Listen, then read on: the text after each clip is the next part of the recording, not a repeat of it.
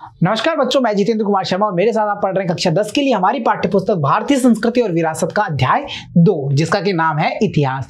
बच्चों, इतिहास के पन्नों को हमने पलट लिया था और हमारे पिछले भाग यानी कि भाग संख्या अगर 9 की हम बात करेंगे तो हमने ये देखा था कि स्वतंत्रता प्राप्ति के जो आरंभिक काल था वो क्या मैसेज दे रहा है। वहां पर हमने 1857 की क्रांति को विस्तारित रूप से समझा था। उसको लेकर के कई सारे प्रश्नों की चर्चाएं मैंने करी थी और उम्मीद करता हूं वो सारे प्रश्न आपने तैयार कर लिए होंगे। तो चलिए शुरू करते हैं आज अंतिम भाग, जिसमें हम ये देखेंगे कि स्वतंत्रता की जो प्राप्ति थी वो कैसे हुई। एट लास्ट हम पहुंच जाएंगे, यानी दांडी यात्रा के आगे की यात्रा हम प्रारंभ करेंगे और ये भी समझने की कोशिश करेंगे कि इसके बीच में कौन कौन से ऐसी क्रांतिकारी घटनाएं हुई हैं जो हमारे इस आंदोलन को मोटिव करती जा रही थी। कहीं ना कहीं वो सारे फेस हमें याद करने होंगे। तो चलिए शुरू करते हैं आज की हमारी भाग संख्या 10 की कक्षा।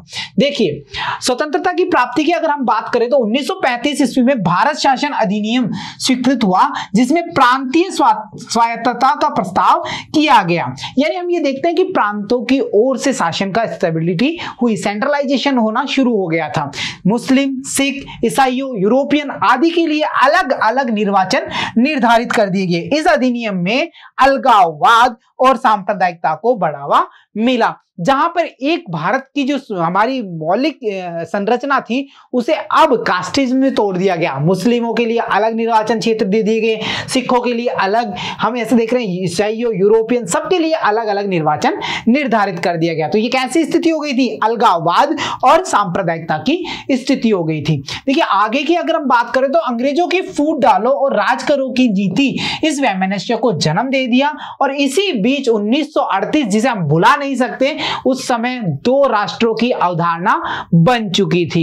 यानी कि अब यहां से हम देख रहे हैं कुछ कार्य मुस्लिम लीग जो कि वहां से स्टेबल होता हुआ आ रहा था पिछले से, और यहां पे 1935 का जो भारत शासन अधिनियम है उसने काम कर दिया और 1938 में दो राष्ट्र की अवधारणा बन गई। 1940 में जिन्ना ने इसको अंतिम रूप दिया।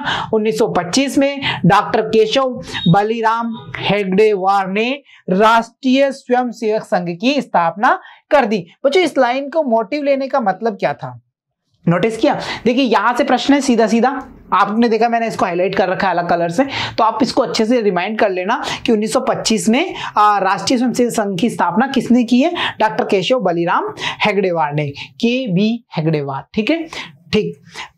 अब यहां से हम ये देखेंगे कि 1940 में जब जिन्ना ने समर्थन दे दिया तो यहां से होने वाला क्या था? जाहिर सी बात है, हिंदू और मुस्लिम दो कंट्रीज का उदय होने वाला था। कब होगा, कैसे होगा, आगे देख लेते हैं। अगर आरएसएस की बात हम कर रहे हैं तो भारतीयों में राष्ट्रीयता की भावना को जागृत करना किसका काम रहा? आरएसएस का रहा, और यहां पे हम मिल पा रहे हैं इनसे। ठीक है, चलिए 1933 में वाराणसी में हिंदू महासभा का अधिवेशन आयोजित किया गया। स्वामी दयानंद सरस्वती द्वारा स्थापित आर्य समाज का हिंदू समाज को पवित्र और शक्तिशाली बनाने में महत्वपूर्ण योगदान था। 1939 की अगर हम बात करेंगे, जब द्वितीय विश्व युद्ध प्रारंभ हुआ तब कांग्रेसों ने पूर्ण स्वराज्य की मांग कर दी थी। 1939।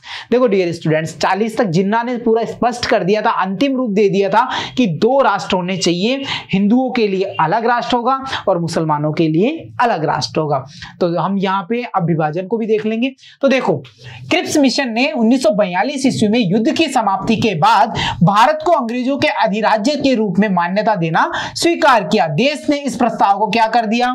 अस्वीकार कर दिया। अरे पहले से तुम तो हमें उपनिवेश बना करके बैठे हो, अब हम तुम्हारा जो शासन है, रूल्स है, उसको एक्सेप्ट नहीं करेंगे। तो ये हमारा सीधी सीधी बात है, जाहिर सी बात है। महात्मा गांधी 1942 अगस्त की बात करेंगे तो हम ये देखेंगे कि भारत छोड़ो आंदोलन स्टार्ट हो चुका है, महात्मा गांधी ने कर दिया। क्यों कर दिया? क्रिप्स मिशन कह रहा है, क्या कह रहा है कि भाई युद्ध जैसे ही खत्म हो रहा है अंग्रेजों का अधिराज्य बना देंगे आपको। ठीक, परंतु यहां पे अगर अगस्त 42 की हम बात करेंगे तो महात्मा गांधी ने भारत छोड़ो आंदोलन का प्रारंभ कर दिया और इसी समय जापानियों की सहायता से सुभाष चंद्र बोस ने आजाद हिंद फौज को गठित कर लिया है और वो कहां तक आ गई है? वो हमारे भारत की सीमा तक पहुंच चुकी है। 1942 का सीन हम देख पा रहे हैं।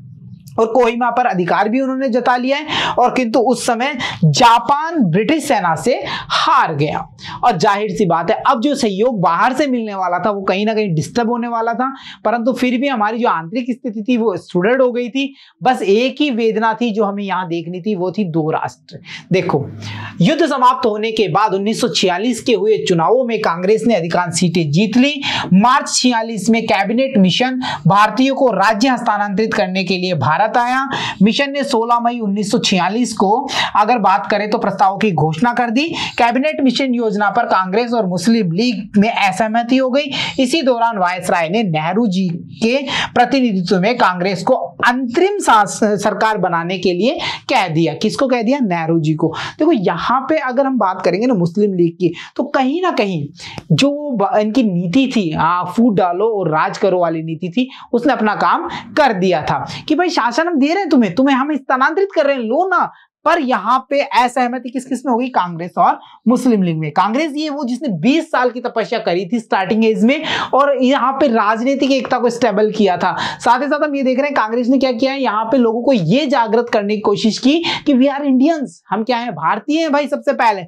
और उसी समय फूट डालो राज करो की नीति से जन्मा मुस्लिम लीग, जिसको जिन्ना अब 1940 के आसपास बढ़िया सपोर्ट कर रहे हैं। तो वो क्या हो रहा है, वो कह रहा है दो राष्ट्र चाहिए, सीधा सीधा सरकार स्थानांतरित नहीं करेंगे, हमें दो राष्ट्र चाहिए, अलग राष्ट्र चाहिए। ठीक है, देखो मुस्लिम लीग भड़क उठी और देश में दंगे प्रारंभ हो गए। मुस्लिम लीग मुसलमानों के लिए अलग देश पाकिस्तान की मांग पर अड़ गई। मार्च 1947 में लॉर्ड माउंटबेटन को भारत भेजा गया और देश का विभाजन हो गया। ये सबसे बड़ी दुखद कब से चल रही है, देखो तुम देखो 1935 से ये स्टार्ट हो गई थी और आके मार्च 1947 तक काफी कोशिशें हुई और फिर ये हमें देखना पड़ा और भारत 15 अगस्त 1947 को स्वतंत्र हो गया। कितना आसानी से हमने कह दिया भारत हमारा स्वतंत्र हो गया, है ना।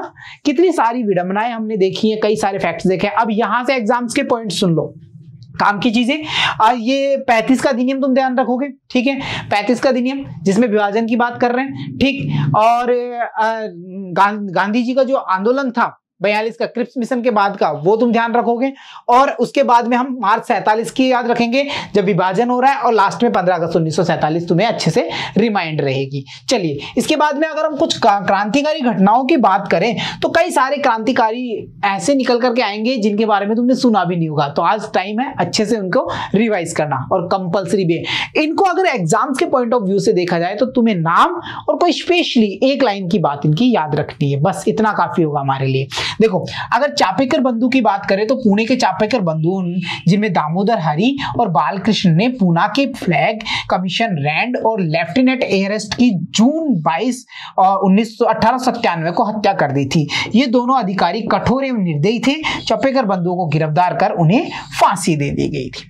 शुरुआत हो रही है, समझ रहे हो। यहां से हमारे लिए केवल एक ही चीज, कहां से बिलोंग कर रहे हैं, चापेकर बंधु कौन कौन है, दामोदर हरी और बालकृष्ण, और काम इनका केवल यही था कि कमिश्नर रैंड और लेफ्टिनेंट एयरेस्ट की इन्होंने हत्या कर दी थी 22 जून 1897 को। क्लियर। चलिए, इसके बाद में अगला, विनायक दामोदर सावरकर। भारत के स्वतंत्रता आंदोलन के क्रांतिकारी नेताओं में वीर सावरकर का नाम उल्लेखनीय है। वीर सावरकर पर नासिक षड्यंत्र केस चला करके अंडमान द्वीप की सेलूर जेल में भेज दिया गया था। सावरकर ऐसे व्यक्ति थे जिनके जीवन का लंबा काल अंडमान की सेलुलर जेल में बीता था। एक तरीके से काले पानी की सजा इनको दे दी गई थी। अंडमान निकोबार द्वीप और विनायक दामोदर सावरकर, इतना ही हमारे लिए काम का होगा। देखो बच्चों, यहां से जब भी पूछा जाएगा ना तो केवल एक ही प्रश्न बनता है जितना हमें सोच सकते हैं कि प्रमुख क्रांतिकारी घटनाओं के बारे में एक संक्षिप्त टिप्पणी लिखिए, तो आप एक लाइन लिख के और इनके नाम लिख करके काम चला सकते हैं। गणेश सावरकर की बात करें तो विनायक दामोदर सावरकर के बड़े भाई गणेश सावरकर भी क्रांतिकारी थे। उन्होंने देशभक्ति से परिपूर्ण कविताओं की रचना की, जिसके कारण नासिक के जज जैक्सन ने उन पर राजद्रोह का आरोप लगाया और उन्हें काले पानी की सजा दे दी। देखा क्या आप उम्मीद कर सकते हो कैसा दौर रहा होगा वो, है ना। हम तो आसानी से कह देते हैं 15 अगस्त 1947 को हम आजाद हो गए थे। इसके पीछे की जो कड़ियां जुड़ी हैं वो यहाँ हम देखने का आज मौका मिला है हमें। खुदीराम बोस की अगर हम बात करते हैं तो बंगाल का एक मजिस्ट्रेट किंग्सफोर्ड देशभक्तों पर जुल्म ढा रहा था। खुदीराम बोस और प्रफुल्ल चाकी ने 13 अप्रैल 1908 को किंग्सफोर्ड को मारने के लिए उसकी मोटर गाड़ी पर बम फेंका। इसमें अंग्रेज वकील पी कैनेडी, उसकी पत्नी और बेटी मारी गई। खुदीराम बोस को गिरफ्तार कर लिया गया और फांसी दे दी गई, जबकि प्रफुल्ल ने स्वयं गोली मार करके अपने देश के लिए अपना बलिदान कर दिया। देखा कैसे, मतलब हम ये समझ पा रहे हैं कि इतने ज्यादा कठोर नियम कायदे कानून बनाए गए थे जिससे भारतीय प्रताड़ित थे। और इसी के बीच में इस बड़े से असहयोग आंदोलन की बात कर लो या 1857 क्रांति की बात कर लो, इसके बीज ऐसे ही नहीं पनपे थे। इसके बीच में कुछ प्रमुख क्रांतिकारी घटनाएं हुई थी, कुछ प्रमुख क्रांतिकारी थे जिनके बारे में हम यहाँ देख रहे हैं। देखिए आगे अगर हम रासबिहारी बोस की बात करें तो इन्होंने बंग भंग का विरोध किया था। बंगाल विभाजन की बात करेंगे आगे आ सकता है चैप्टर में, तो हमने देखा था कि रासबिहारी बोस वहां पे इसका विरोध करते हैं। वायसराय लॉर्ड हार्डिंग के जुल्स पर राजस्थान के क्रांतिकारियों जोरावर सिंह ने बम विस्फोट किया जिसमें लॉर्ड हार्डिंग बच गया। यह योजना रासबिहारी बोस ने ही बनाई थी।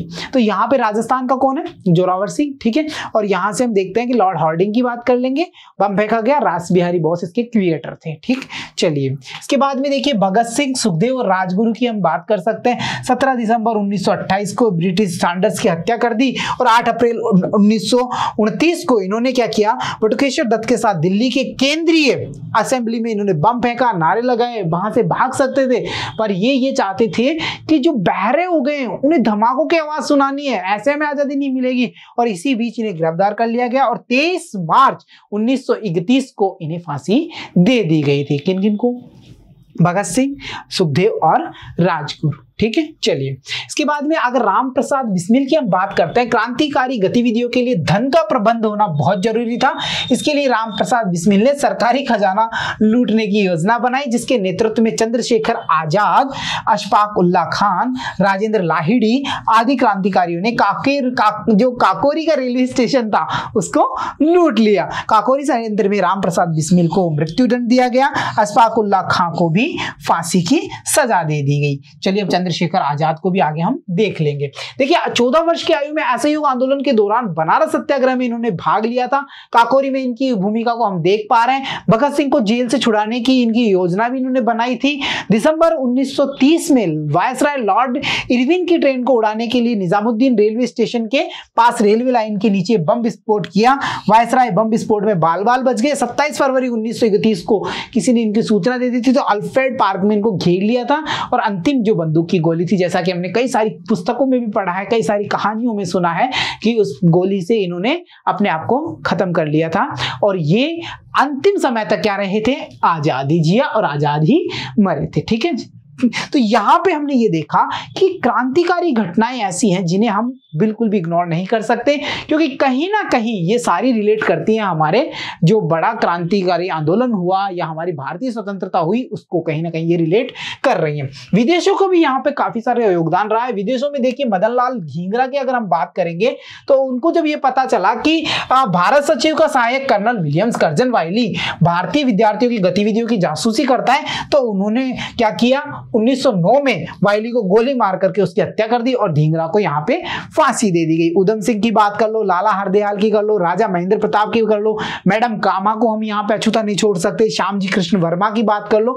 इन्होंने भी विदेशों में कई सारी क्रांतिकारी गतिविधियां चलाई जिससे कि हम ये देख रहे हैं कि देश विदेशों में भारत की स्थिति का पता भी चला और लोगों का रुझान भी इस ओर हुआ कि भारत के साथ हो क्या रहा है। आज के जैसा युग पहले था नहीं बच्चों, इतनी ज्यादा टेक्नोलॉजी थी नहीं, तो ऐसे ही छोटे छोटे मूवमेंट से ये पता चल रहा था कि भारत की स्थिति ब्रिटिशियर्स ने कैसी कर रखी है। क्लियर हो गया। चलिए अब कुछ प्रश्नों को देख लेते हैं। राष्ट्रीय स्वयंसेवक संघ की स्थापना किसने की? तो जाहिर सी बात है डॉक्टर केशव बलिराम हेगडेवार। डेट्स आपको याद रहनी चाहिए 25। ओके चलिए इसके बाद में भारत छोड़ो आंदोलन कब प्रारंभ हुआ? तो भारत छोड़ो आंदोलन की बात कर रहे हैं 1942 की, जिन्ना 40 में 2 राष्ट्र के लिए कह चुका है, क्रिप्स मिशन आ रहा है, तो भारत छोड़ो आंदोलन स्टार्ट हो रहा है गांधी जी के द्वारा। अगर चापेकर बंधुओं ने किन अंग्रेज अधिकारियों की हत्या की, तो आप ये देख पा रहे हो इतने सारे फैक्ट्स हमें क्यों जानने पड़े, क्योंकि हमारे पाठगत प्रश्न ये कह रहे हैं कि आपको फैक्ट्स रटने ही होंगे, याद करने ही होंगे, बिल्कुल अच्छे से याद कर लेना, ठीक है। तो पूना के फ्लैग कमीशन रैंड और लेफ्टिनेंट एयरस्ट की हत्या उन्होंने कर दी थी। मदन लाल धिंगरा की अगर हम बात करें तो इन्हें फांसी क्यों दे दी गई थी, क्योंकि इन्होंने विदेश में क्या किया था, वायली को गोली मार दिया था, जिसके जुर्म में इन्हें क्या कर लिया, गिरफ्तार कर लिया गया और इन्हें फांसी दे दी गई थी। तो बच्चों ये था हमारा चैप्टर नंबर 2, जिसमें हमने इतिहास के पन्नों को पलटा, पुरानी सिंधु सभ्यता से होते हुए हम हमारे आधुनिक भारत तक पहुंच चुके हैं। उम्मीद करता हूं एक एक टॉपिक को हमने टच किया है, अच्छे से समझा है, और ये भी सारी उम्मीद करता हूं कि सारे प्रश्नों को हमने कवर किया है। ये काफी पर्याप्त होगा, आप अच्छे से इन क्लासेस को देखें और रिवाइज कर लें, आपके सारे क्वेश्चंस अटेम्प्ट हो जाएंगे। थैंक यू, मिलता हूं आपसे अगली कक्षा में, तब तक के लिए धन्यवाद।